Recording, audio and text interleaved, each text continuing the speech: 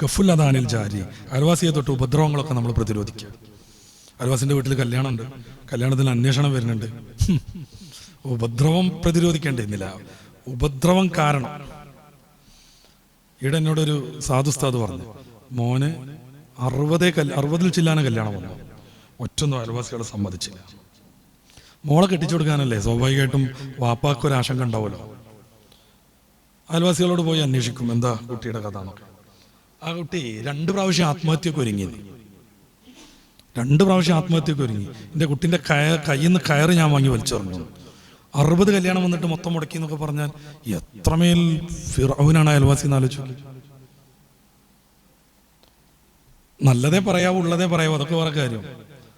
പിന്നെ അങ്ങനെ ഈ 4 കാലിൽ കള്ളുടിച്ച് നടക്കണവനെ പറ്റി നല്ല കുട്ടികളെ ഭാഗ്യം പറയാൻ പറ്റുമോ? ഉള്ളതേ പറയാവോ? അങ്ങനെ കല്യാണം മുടങ്ങണീന് ബോർഡ് വെച്ചിട്ടൊന്നും കാര്യമില്ല. കയറി തല്ലും കമ്മിറ്റി ആയാലും വേണ്ടില്ല എന്ന് ബോർഡ് വെച്ചിട്ട് കാര്യമില്ല.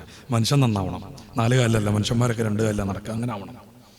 നേരെ മറിച്ച് അത്തരം കുഴപ്പങ്ങളൊന്നും ഇല്ലാത്ത കുട്ടി എൻ്റെ ഒരു സുഹൃത്ത് അയൽവാസിക്ക് ഫോൺ വിളിച്ചു, ഓൻ്റെ പേരും പറഞ്ഞിട്ട്, പിന്നെ നിങ്ങളല്ലേ നിങ്ങളെ അയലോകത്തൊരു കുട്ടി ഉണ്ടല്ലോ, ഒരു ചെറുക്കം, ഓനെ മോളെ കെട്ടിക്കാൻ എന്താ അവസ്ഥ എന്നൊക്കെ ചോദിച്ചപ്പോൾ എൻ്റെ റബ്ബേ, ഇയാളങ്ങോട്ട് പറഞ്ഞിട്ട്, ഇത് വിളിക്കണത് ഓൻ തന്നെയാണ്, ഇത് ഫുള്ള് റെക്കോർഡ് ചെയ്തിട്ട് ഓൻ അതേറ്റാണ് പോയി 4 അങ്ങോട്ട് പൊട്ടിച്ചു.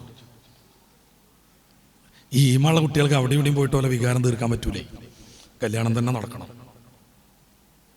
അയൽവാസിയെ തൊട്ട് ഉപദ്രവം തടയാന്നുള്ളതിനപ്പുറം വെറും ഉപദ്രവം ചെയ്യാന്നുള്ള ശൈലിയാണ് കണ്ടുവരുന്നത്. നമ്മൾ മാറണം, നന്നായിരിക്കണം.